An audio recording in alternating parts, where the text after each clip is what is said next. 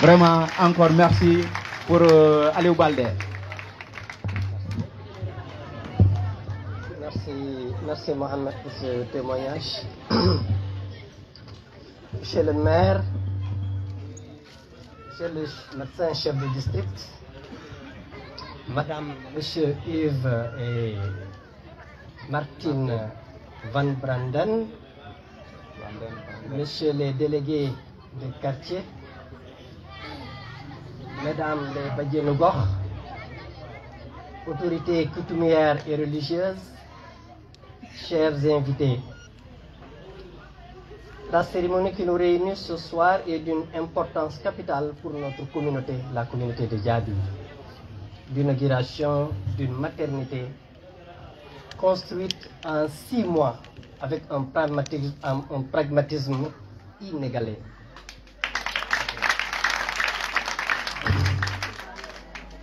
Cette maternité, comme l'a dit Badien, vous ne pouvez pas mesurer la satisfaction de la communauté de Djabir. Merci tous ceux et celles qui ont contribué à la réalisation de ce joyau. En effet, depuis 2008, nous nous évertuons avec les femmes de Djabir, comme l'a dit Badien, qui ont mobilisé leurs ressources pour la réouverture de ce qui fut une case, aujourd'hui est devenu un poste de santé. Koussekak, du Salousal, du Safi Saf, même.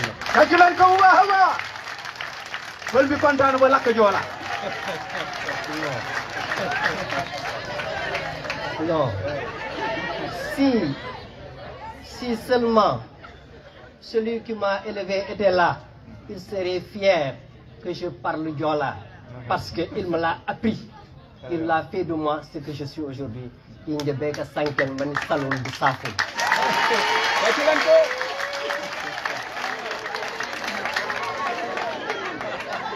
Remerciez Casa for Life pour ce que vous nous avez offert. Merci pour ce que vous nous avez offert. Merci à Arfan, un vrai patriote. Arfan Camara, matin, soir, 20h, il est là pour superviser les travaux. Merci, M. Camara. Merci pour votre pragmatisme. Merci pour votre engagement auprès de votre communauté. Merci infiniment.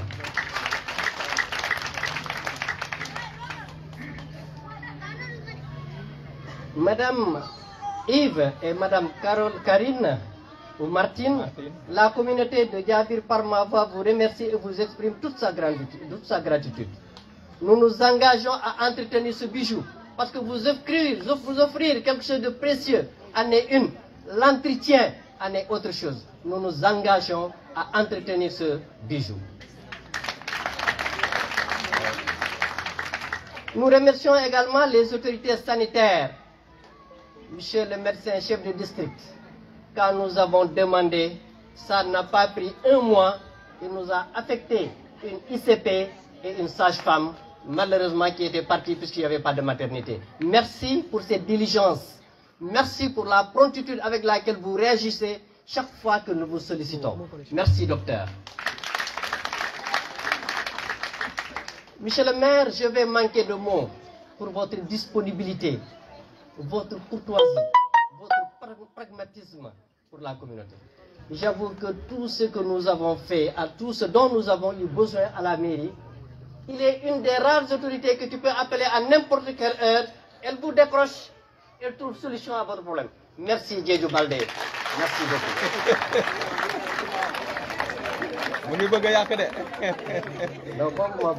Mesdames, Messieurs, notre structure est neuve. Tout ce qui est nouveau regorge un peu de difficultés. Vous avez constaté les difficultés d'accès. Nous demandons à la mairie, aux représentants du préfet, de nous aider au désenclavement. Notre issue, c'était l'université.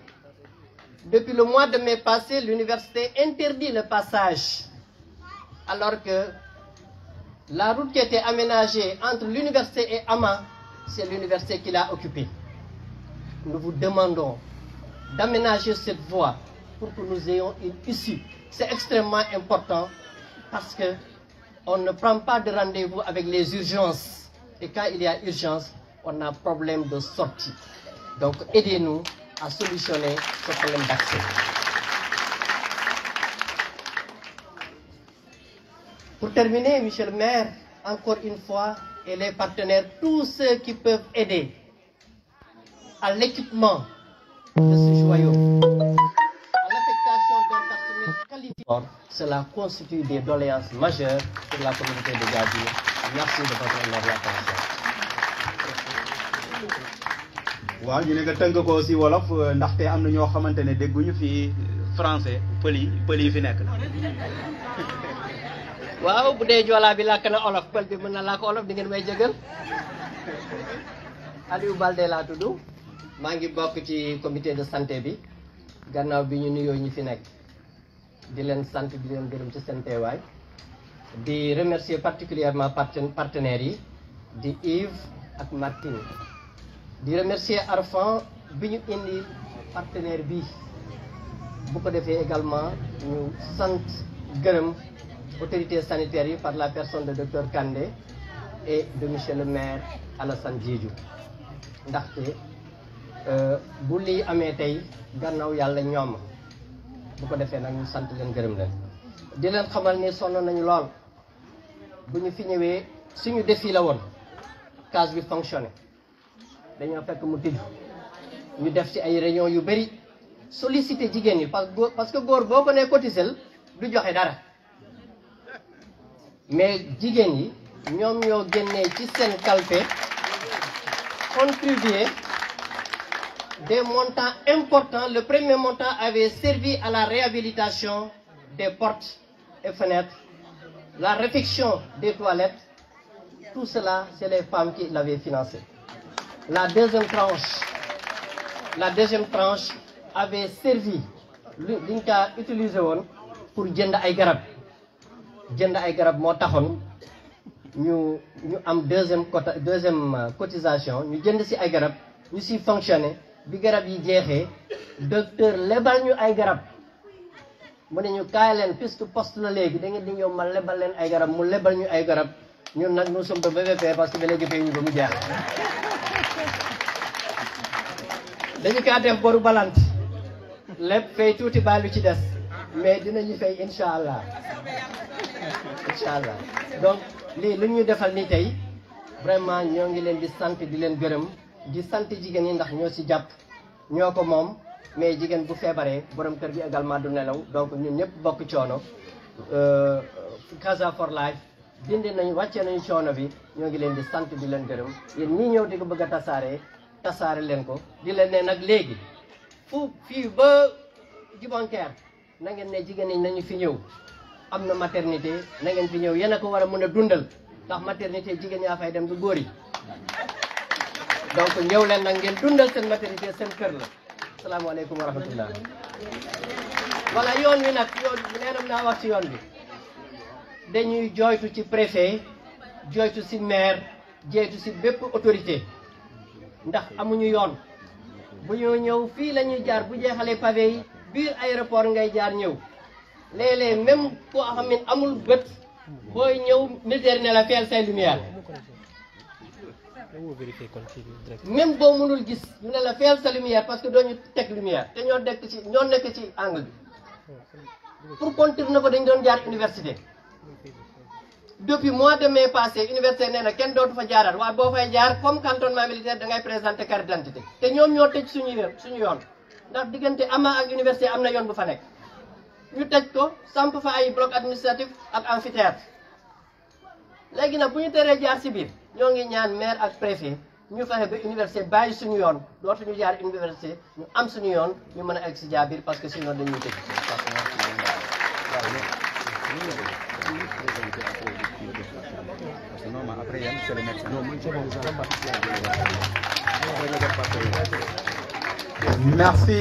Merci beaucoup Baldé Diédhiou.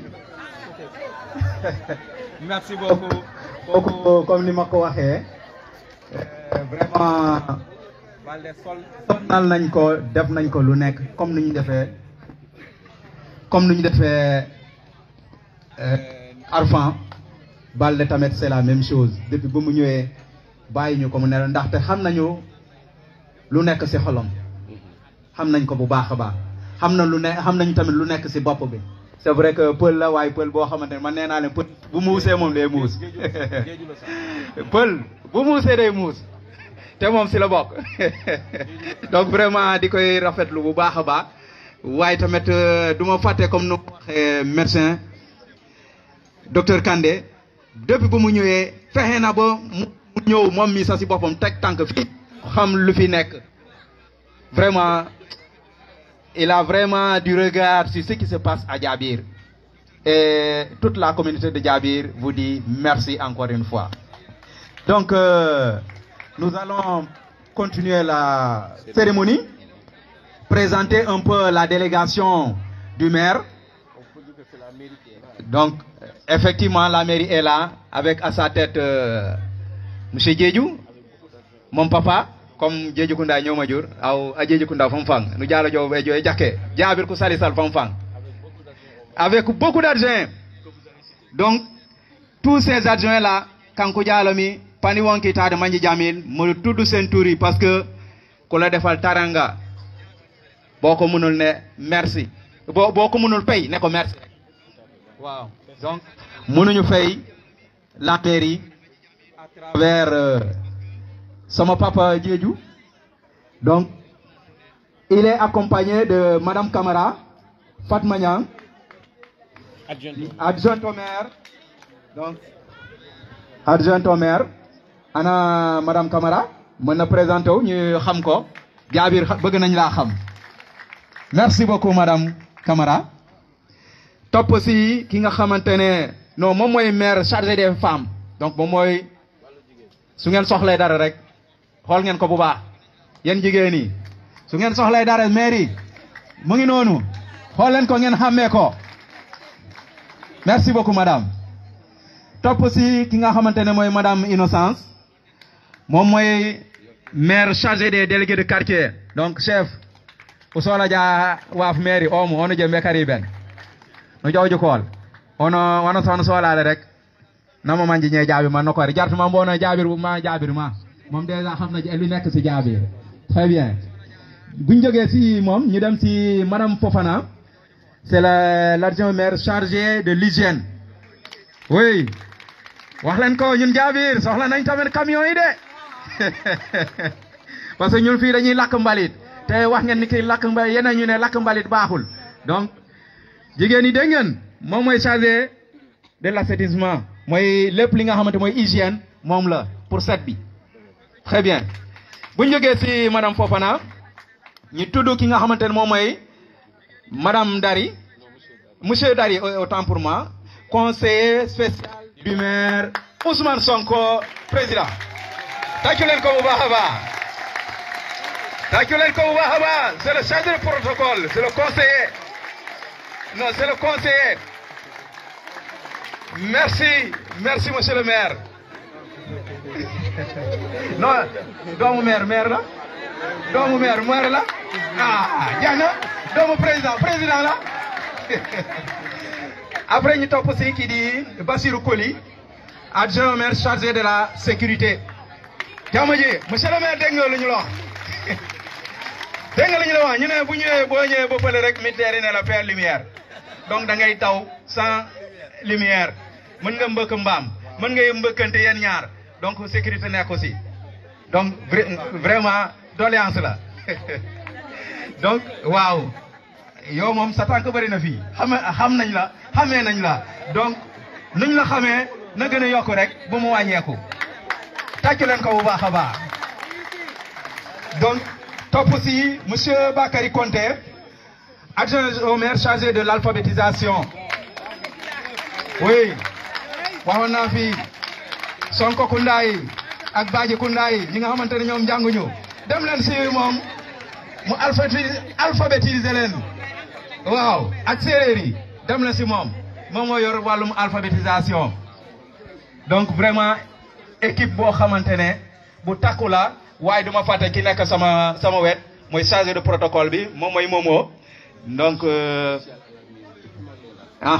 donc Momo nee na tamit ñu remercier la mairie mu ne mention spéciale à toute la mairie yàlla def na heure pause la ñëpp a ñëw xam li fi nekk ndaxte madame Assine wax na ko fii ñun léegi belge lañu léegi su ngeen nee belge il faut préciser de belge bu Néma wala belge bu Diabir c'est les belges qui ont construit là-bas équipés ils ont tout fait là-bas c'est les belges qui ont construit ici ils ont tout fait donc il y a deux belges belge 1 belge 2 ou bien belge Néma belge Diabir. Merci à Casa for Life merci à la mairie merci au district sanitaire sans oublier également la région médicale. Merci à tous ces gens-là. Donc, nous allons poursuivre la cérémonie. Après la présentation sommaire de la délégation de la mairie. Oui. Ah, kooku buñ ko présenté wol du mer parce que sama nijaay la. Monsieur Malayni Diédhiou de Diabir, celui qui représente le conseil départemental de Ziguinchor.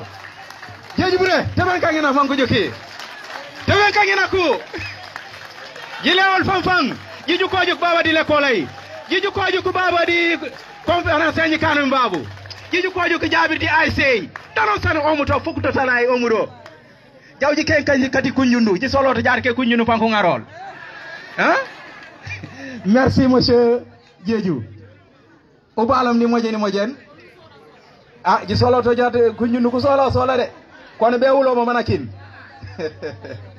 Merci beaucoup merci de m'avoir rappelé.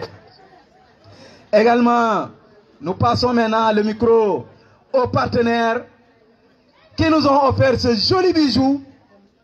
Je ne peux même pas les mots me manquent pour qualifier ce que nous avons ici derrière moi ou bien devant vous. Li nga xamantene mo nek sen kanam mu nek sama ginaaw kuñ ko may mom lañuy jox cadeau gi mu ñew wax ak yeen vraiment xamatuma sa la ko ya pour mu xamni ki Diabir contana taccu len ko bu baaxa baax monsieur Yves on vous invite et madame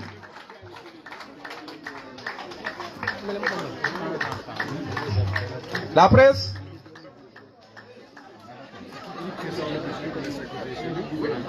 Wow.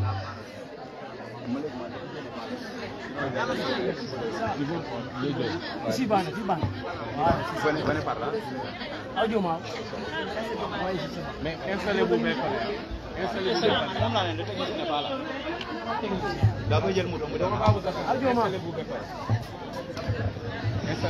Donc, kuseka kanja boy ke kim kanje be kim jikimo galab bala sanken. Kanja boy wanje be kim. Vraiment pour montrer la joie. Waay Diabir mën ngeen woy waay ah aha aywa ana away dañoo màgget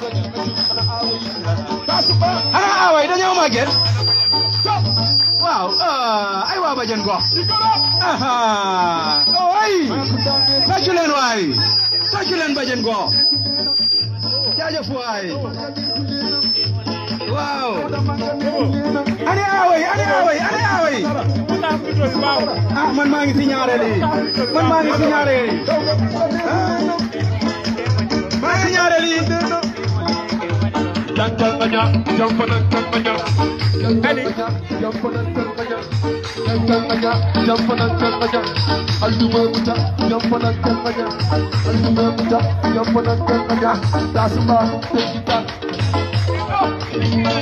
aywa jërëjëf waay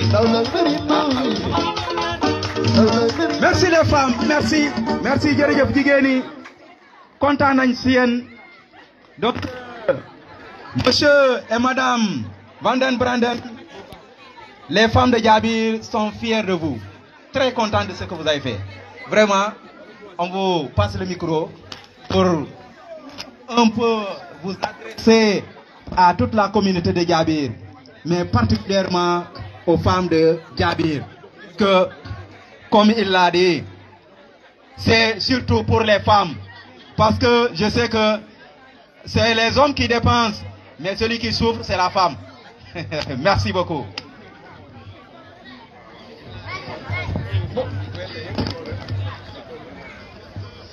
Bonjour à tous. Je suis Martine Brandel. Je suis la présidente de l'association Casa for Life. Et je suis aussi une maman, comme beaucoup de femmes ici. Quand je suis arrivée au Sénégal en 1985, j'étais une future maman. J'étais une épouse de Yves Brandon. Et quand j'ai quitté le Sénégal en 1987, j'étais presque maman pour la première fois.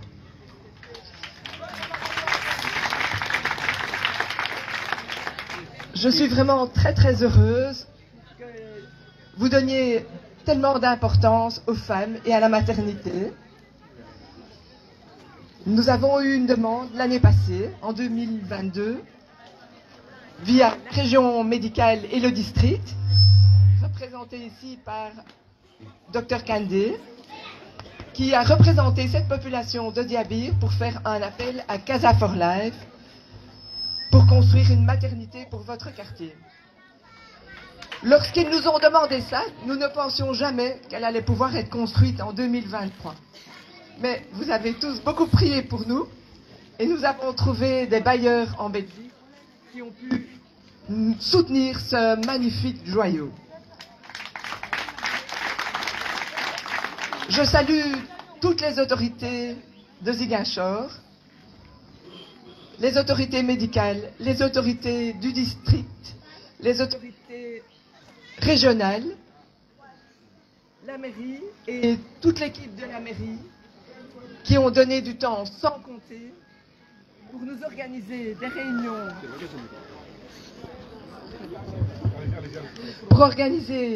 réunions, avec les représentants de quartier ici présents. Nous avons écouté leurs demandes par rapport à l'implantation de ce bâtiment et nous avons retravaillé les plans pour nous adapter à la demande de la population. Merci à vous pour votre patience.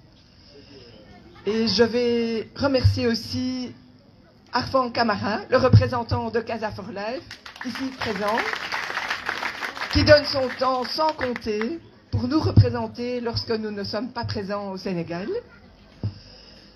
Grâce aux moyens de communication actuels, en particulier WhatsApp, nous étions en contact avec le Sénégal parfois matin et soir pour suivre ce chantier au jour le jour.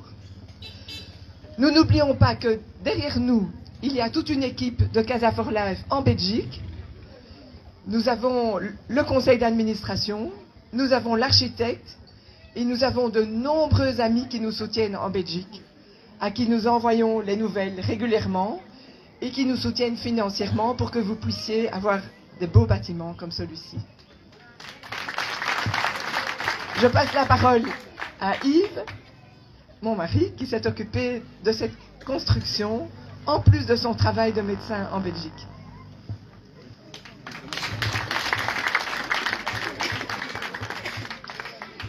Bonsoir à tous. Je ne vais pas répéter tous les remerciements que Martine vient de faire, que les autorités me pardonnent, mais j'ai la réputation d'être pragmatique. Donc moi, je vais vous parler d'abord de l'aspect financier, parce que ça n'a pas encore été abordé, donc je pense que c'est à moi de le faire. Donc en fait, le bâtiment, donc la maternité et la petite annexe que vous voyez là, la petite salle d'attente, donc c'est un budget de 36 millions, et on est rentré dans le budget qui était prévu, et il est également prévu environ 5 500 000 pour installer des panneaux photovoltaïques qui vont fournir l'électricité à la maternité. Et surtout, comme vous connaissez comme moi, comment est-ce que je vais dire, la fiabilité du système électrique à Ziguinchor, surtout en hivernage, donc il arrive qu'il y ait des pannes la nuit, et dans une maternité c'est catastrophique. Donc on va installer un système de batterie qui fera que la maternité aura du courant toute l'année, 365 jours sur 365. Alors, j'ai aussi un petit scoop pour vous, une dernière nouvelle dont pas grand monde est au courant. En fait, quand vous examinez ce bâtiment actuel, est-ce que vous ne pensez pas qu'il manque quelque chose quand vous regardez le poste de santé? Un mur d'enceinte. Donc on a décidé avec Casa for Life, on va faire un mur d'enceinte. On ne peut pas payer le mur de tout le site, mais on va clôturer la maternité et le logement de la sage-femme pour la sécurité. Alors, quand vous voyez ce bâtiment, ça paraît très beau, ça paraît très facile, mais ça a une historique et il y a une équipe qui est derrière avec une collaboration du début à la fin. Donc, comme on l'a déjà dit très souvent, le point de départ de ce projet, c'est la visite que j'ai pu faire avec le docteur Kandé, le médecin-chef du district, ici il y a un an environ, je pense, à peine. Donc, le docteur Kandé est venu montrer le site en me demandant si on pouvait faire une maternité. Comme dit Martine, on n'y croyait pas trop au départ. Et puis, on a pu obtenir un financement en Belgique, entre autres, parce qu'on a pu présenter qu'on collaborait avec les autorités locales. Ça, c'était très important pour nous, donc avec le district et avec la mairie. Donc, ce projet est fait en collaboration avec l'équipe de la mairie. On a discuté assez longuement pour voir qui faisait quels travaux et donc il a été décidé que nous nous occupions de la maternité, que la mairie allait faire le logement dans un premier temps de la sage-femme et puis après on va continuer à voir comment ce qu'on peut faire pour collaborer pour que vous ayez un vrai site avec un vrai poste de santé, un logement pour l'ICP également, mais ça c'est l'avenir et je ne peux pas m'engager tout seul. Alors, donc la mise en place de ce bâtiment donc, a commencé par la demande du district et de la mairie. Ensuite, il y a toute une équipe qui est derrière et je voudrais vraiment remercier toute cette équipe. Tout d'abord, notre architecte, Étienne Cornet, qui aurait voulu parler un petit peu, mais c'est trop tard, il devait partir à 17h30, donc je vais le représenter.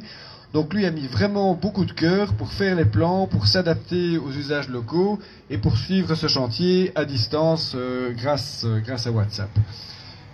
Alors, la deuxième cheville ouvrière, je vais le renommer, c'est Arfan Camara qui était là tous les jours pour superviser le chantier, m'envoyer les photos, essayer avec moi de résoudre les problèmes quand il y en avait, parce que c'est vrai que les techniques de construction en Belgique, c'est pas toujours les mêmes qu'au Sénégal, et parfois ça a été difficile de s'accorder. Ensuite, je veux vraiment remercier tous les corps de métier qui ont participé, parce qu'ici, ce que vous devez savoir, on n'a pas pris une entreprise, on a travaillé avec des corps de métier séparés. Alors, ceux qui sont là, je voudrais bien qu'ils viennent, les corps de métier qui ont participé au chantier, qu'ils viennent se présenter. Comme ça, vous allez voir qui vous a fait, avec leurs mains, ce vrai bâtiment.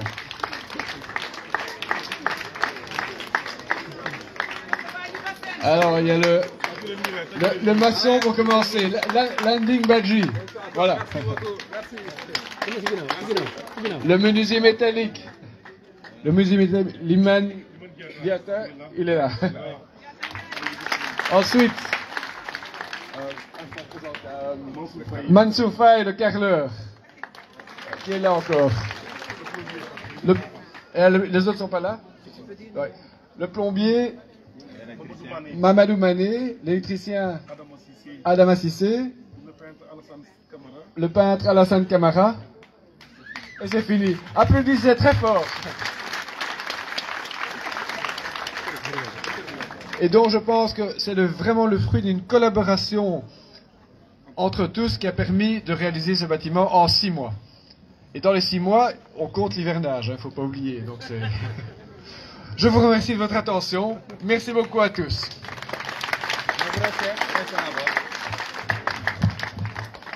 Merci au docteur Yves et madame Martine. Donc, les femmes de Djabir et la communauté de Djabir ont tenu à vous magnifier leur contentement, leur gratitude. Donc, à travers de beaux gestes. Donc, madame Assine Badjango, si vous êtes prêts, on met un peu de musique avant de leur remettre ce qu'on leur doit. Allez, DJ, un peu de musique.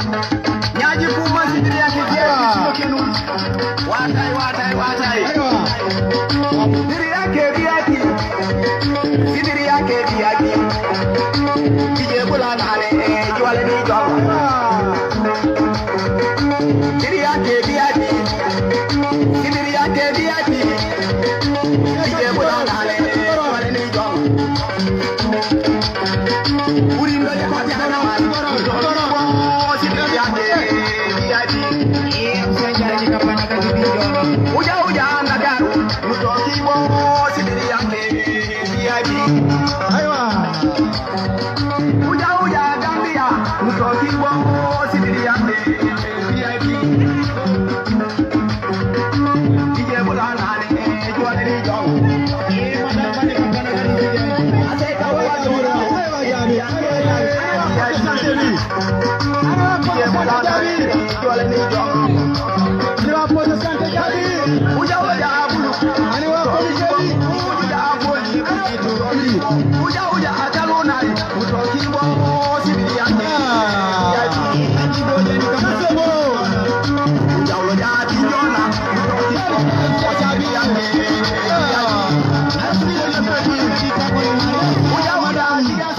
Martin van den Branden.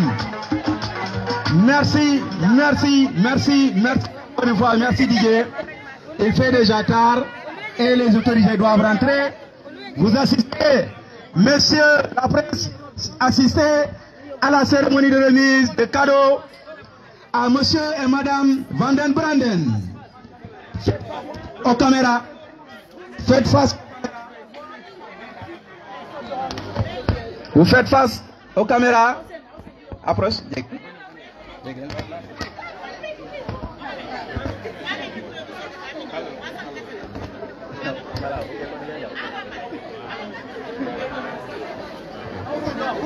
Oui. Vraiment, regardez bien.